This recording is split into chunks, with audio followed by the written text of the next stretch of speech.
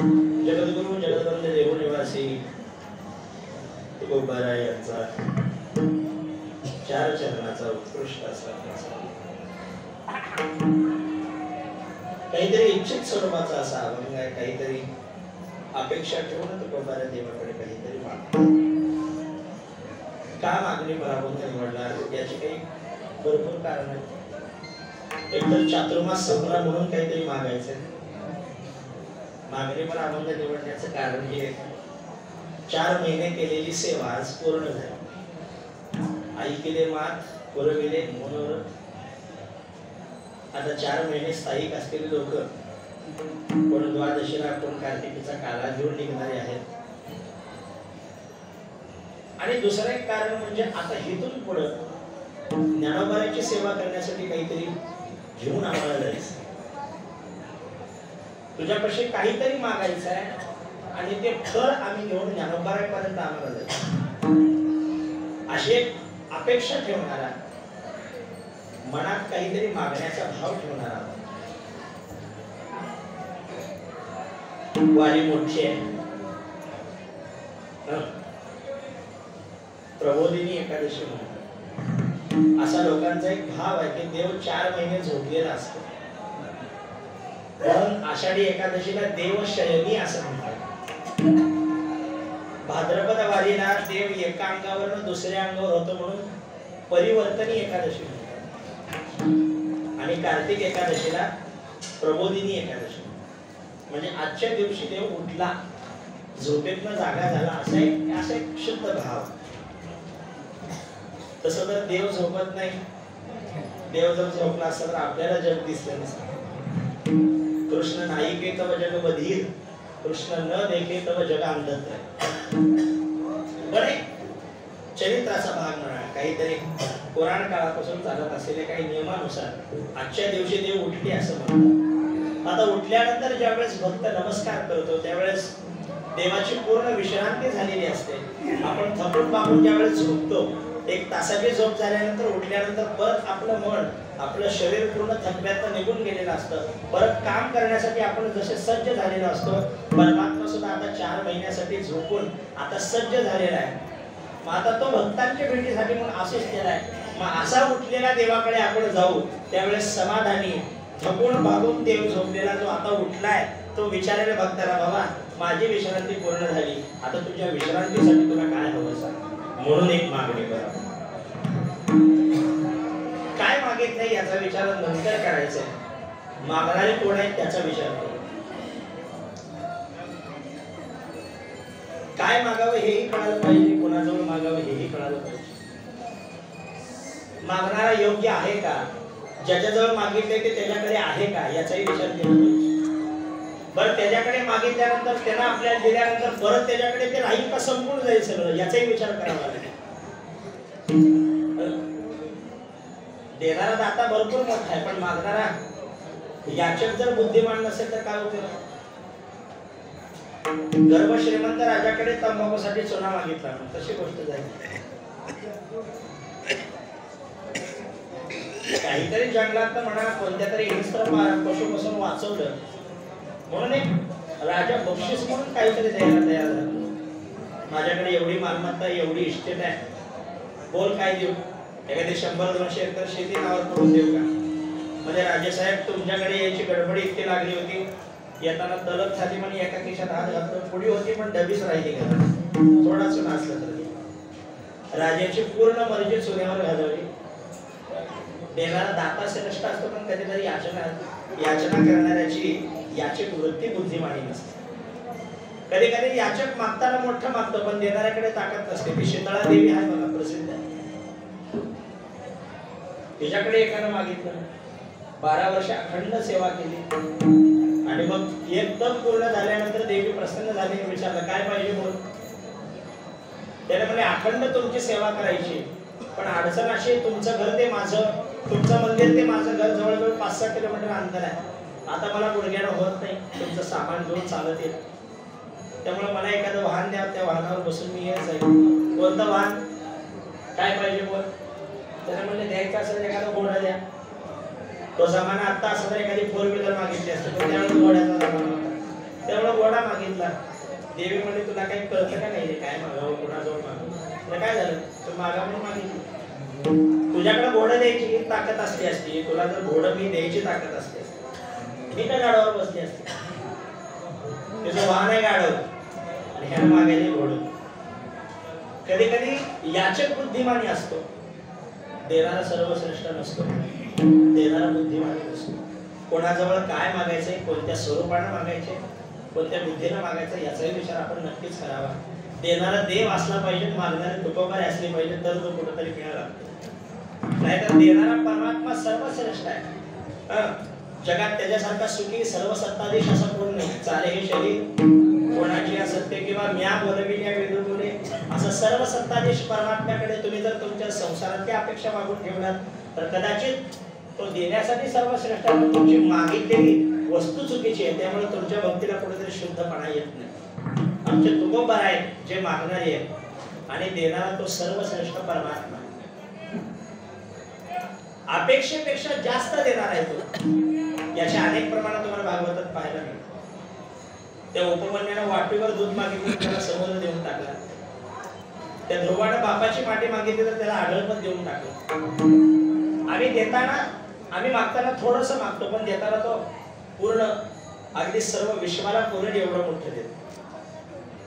पण आमची वृत्ती त्या विश्वासाठी नाहीये. पावसामुळे रस्त्यात खड्डे पडतात, त्याच्यात पाणी साचतं. एखादा बेडूक येतो, उड्या मारत मारत त्या डबक्यातल्या पाण्यामध्ये तो पोहत राहतो आणि एवढाच विचार करतो, वा काय मस्त समुद्र आहे. डबक्यातला बेडूक तेवढ्याच पाण्याला समुद्र जसा समजतो, आमच्या सुद्धा 10 बाय 10च्या खोलीतल्या विश्वाला आम्ही सर्व सुख मानायला तयार झालो. आपली अवस्था त्या बेडकासारखीच आहे. पैसा मेरा परमेश्वर, पत्नी मेरी गुरु, बाल बच्चे साधू संत और किसकी सेवा करू. माझी 10 बाय 10ची खोली, त्यामध्ये असलेले माझे मुलं बाळ, माझा सगळा संसार हेच माझा समुद्र आहे. जसं त्या बेडकाला समुद्राची कल्पना नाही, जसा तो समुद्र पाहत नाही, तसं याच मनुष्य देहानं वारकरी झाल्यानंतर त्याला मिळणारा जो आनंद आहे ना, तो त्याला कल्पनेच्याही पलीकडचा असतो. त्यामुळे त्यांनी सांगितलेला मार्ग कुठेतरी अवलंबन केला पाहिजे. आमच्या तुकोबार आहे, झोळी पसरण्याची वेळ आहे. एरवी म्हणतात हात पसरीची नाही दिलं त्याची. भिक्षा पात्र अवलंबने जळोजीने लाजनवाणी ऐशी असे नारायण नपेक्षित सर्वदा. पण आज मागताय, कोणाकडे मागतायत याचाही विचार करा आणि कोणत्या स्वरूपात मागितले याचाही विचार करा. आणि आमचे संत असे नंतर का ज्ञानोत्तर प्रेम लक्षणा भक्ती ज्याला म्हणतात ते संतांकडे पाहायला मिळते. ज्ञान झाल्यानंतर सुद्धा भक्ती करत राहणार. परमात्मा भेटीनंतरची भक्ती हे फार विशेष असते. आम्हाला मिळाला नाही म्हणून टाळ वाजवतोय. एकदा तो मिळाला, आपल्या मनातल्या इच्छा कल्पना बोलून दाखवल्या, त्याला ते पूर्ण केल्यानंतर कशाला घरात माल ठेवा. ते भेटत नाही तेच बरं आहे, तर काढून खोटी अडकली असते. आम्ही गावात इच्छा अपेक्षा पूर्ण झाल्या असतात. तो भेटल्यानंतर सुद्धा आयुष्यभर भक्ती करत राहणार. आज ज्यांचा जन्मदिवस आहे असे नामदेव आहे, 5 वर्षाचे होते केव्हा देव भेटताना, मग परत आयुष्यभर भजन करायची काय गरज आहे. ह्यालाच म्हणतात ज्ञानोत्तर प्रेम लक्षणा भक्ती. जे देव भेटल्यानंतर सुद्धा आयुष्यभर त्याच्या नावाचा जप करणं, त्याच्या नावाचे विना चिपळ्या घेऊन भजन करत राहणं, तो भेटल्यानंतर सुद्धा त्याचं नाम करत राहणं. याचं एकमेव कारण, याचा एकमेव अर्थ हाच असू शकतो की आम्ही केलेली साधना भगवत भेटीसाठी नव्हतीच. कारण असताना आम्ही सुद्धा देवस्वरूपच आहेत ना.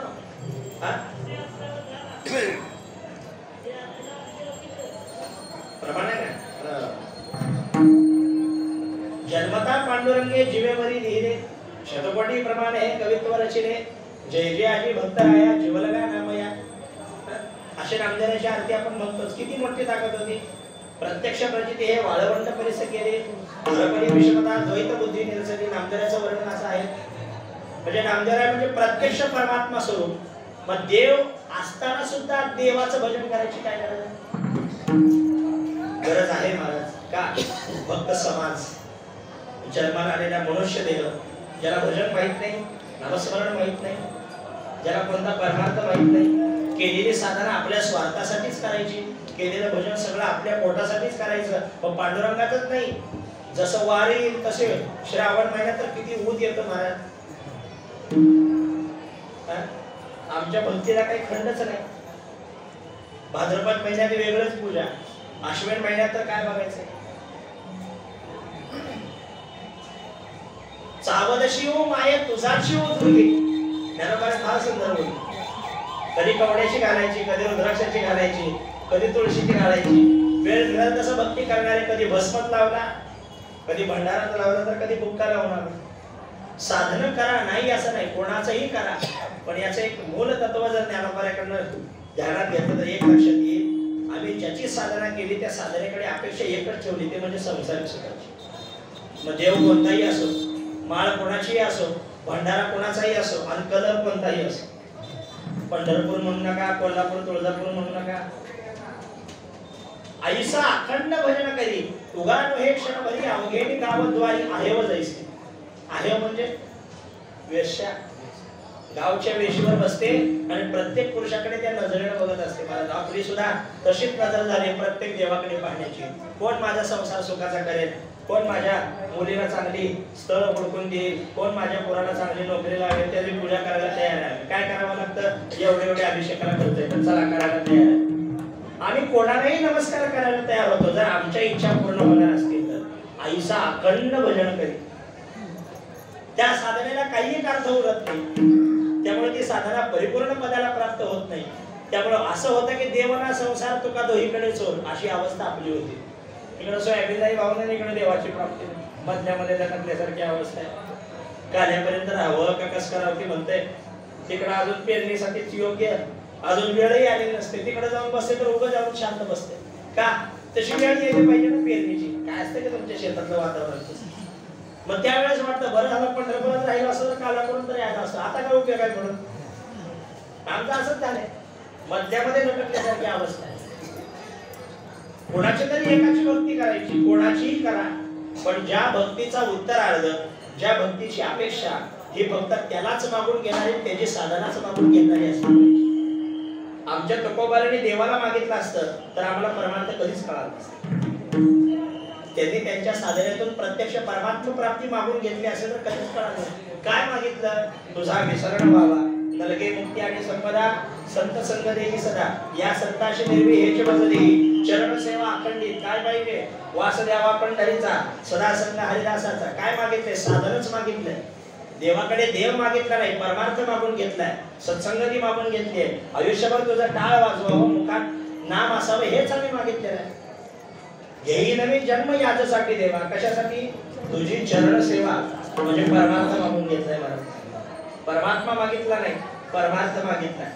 आयुष्यभर तू भेटला असशील तरी सुद्धा काही हरकत नाही, तू आमच्या संगतीत आमच्या घरी जरी राहत असशील तरी काही हरकत नाही.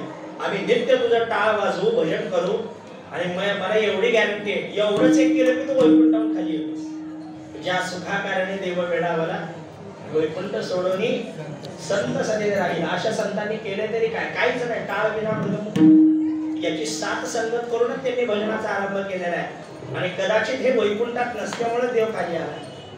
वैष्णवा घरी सर्व काळ सदा जगजनती टाळ.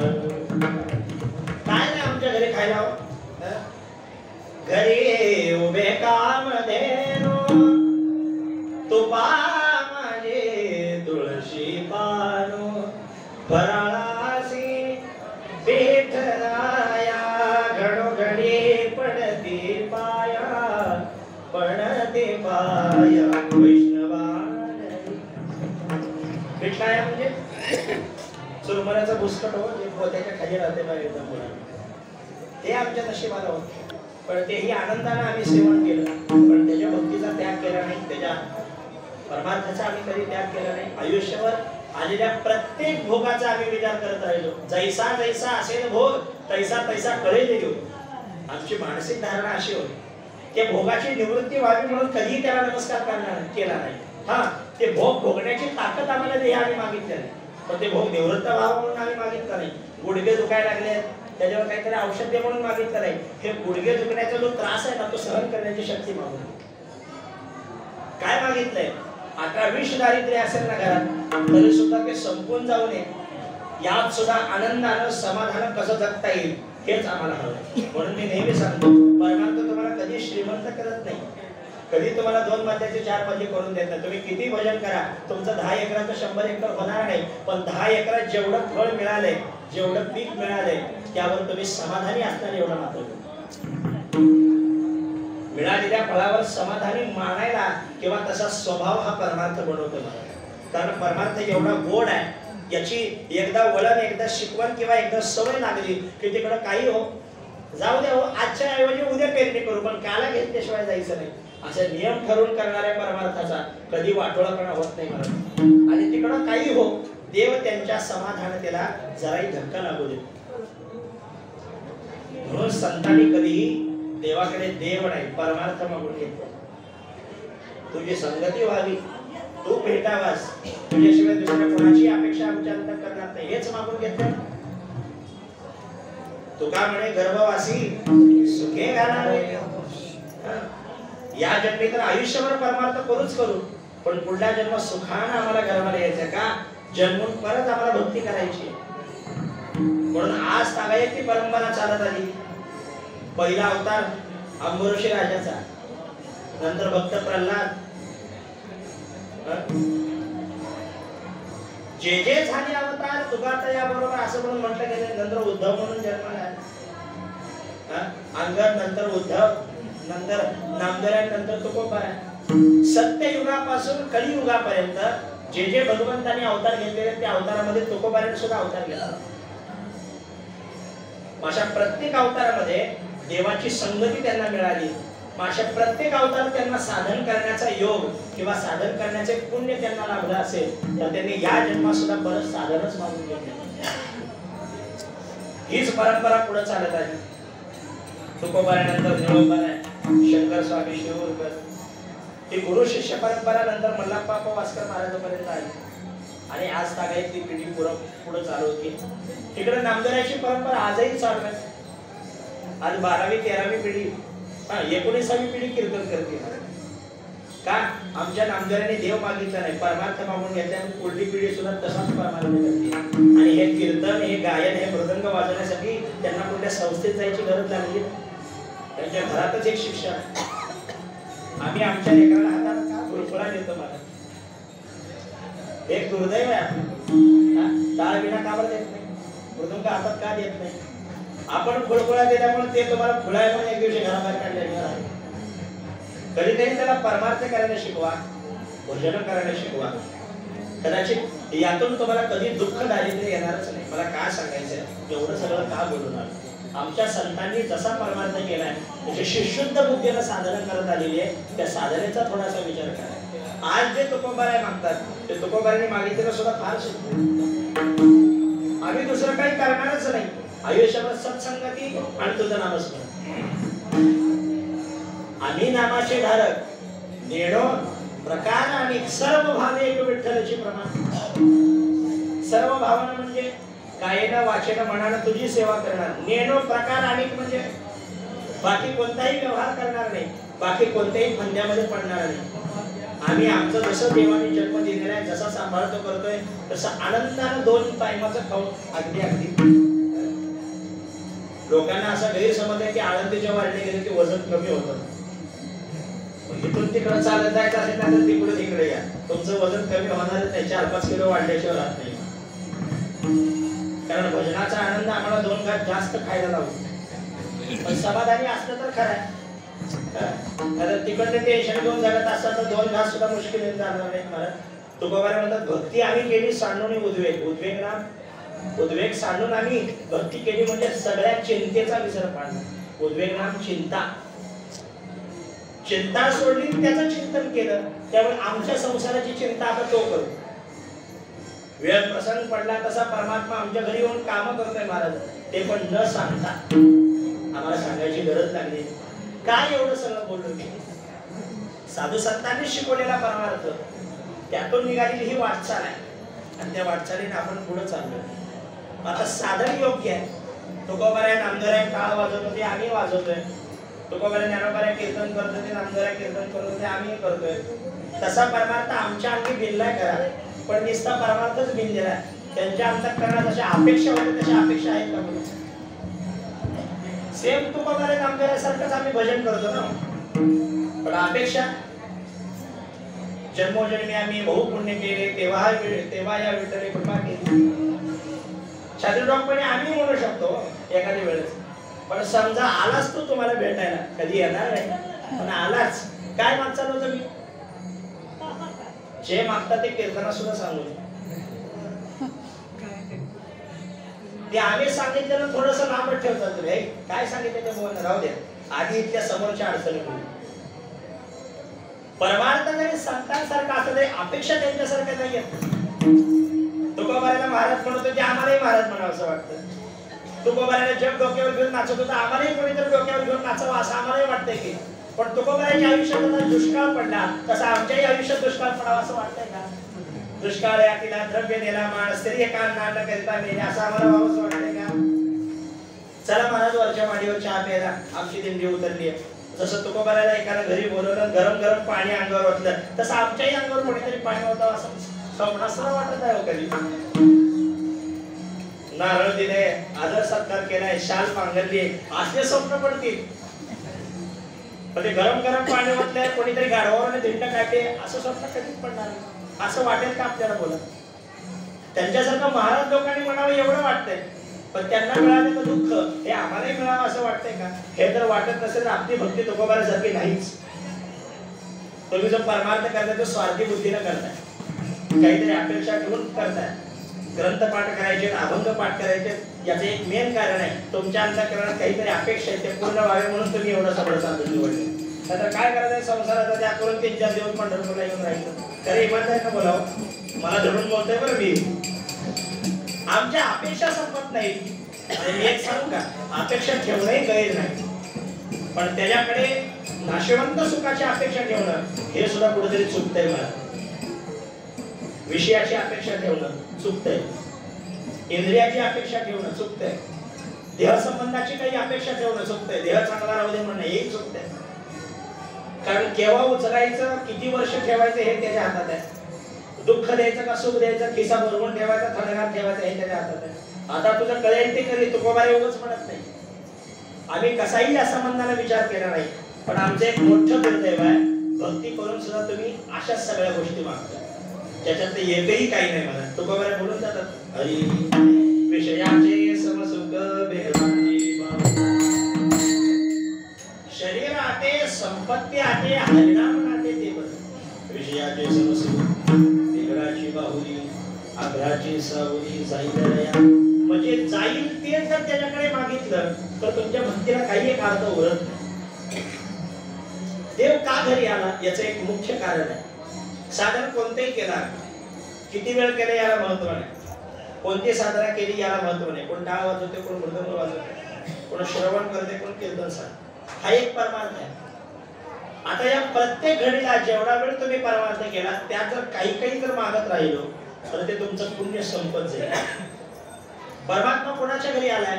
ज्याने आयुष्यभर परमार्थ केला पण याच्या मोबदल्यात काहीच मागितलं, म्हणून परमात्मा घरी येतोय. साधावया भक्ती काज,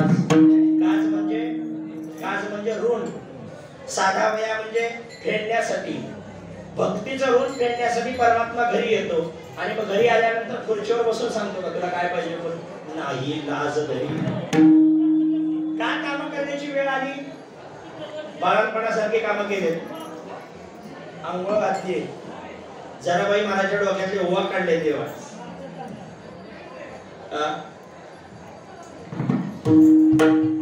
मुरीतला गाळ काढावा, मडके घडवण्याचे काम करावे, अजून काय सांगावं? अर्जुनाची घोडी दुतली आणते, संकटे बहुते निवाजली, किती प्रमाण द्यावं? कोणच्याचे काही आपण पाहून घ्या. सगळ्या भक्ताचे वर्णन त्याच्यामध्ये आले. का आला घरी? मुख्य कारण आहे भक्ती केली. आम्ही करतोय, आमच्या साधनेला बंद नाही. खरं सांगतो, अजून मी नारळ बाजारात विकत आणला प्रामाणिकपणे बोलायला काय चालेल, अजून सुद्धा मी दुकानात नारळ विकत आणला रोज आहे वगैरे. बघा, एवढा विचार करा, परमार्थ आमच्यातून एवढा भेटत का भेटत नाही याचं मुख्य कारण आम्ही तर भक्ती करतोय की मग का भेटत नाही? भक्तीच्या अपेक्षा कुठेतरी वेगळ्या असतात. भक्तीचं पुण्य कधी संपतं? या भक्तीला अनुसरून काही जर मागितलं नाही, भलतच काहीतरी मागत राहिलो, मग ते पुण्य संपून जातं. योग्य मार्गाने पैसा कमवलाय, खिसा तर पूर्ण भरलेला आहे, मग खर्च करत राहिल्यानंतर ते बंडल कमी कमी होईल का वाढत राहील? पुण्य सुद्धा असंच आहे ना. केलेल्या भक्तीत पुण्यही संपादन होणार, पण ते पुण्य एवढं वाढतं ते पिढ्यांशी. माझ्या वडिलाची कराशी का देवा, आणि वडिलाची रीत जाणत असो. बघा, वडिलोपार्जित घराण्यापासून आम्ही कधी देवासमोर झोळी पसरली नाही, मात्र त्या वडिलापासून आतापर्यंत किती पुण्य झालं असेल, किती सेवा झाली असेल, त्याचं ओझं देवाच्या डोक्यावर.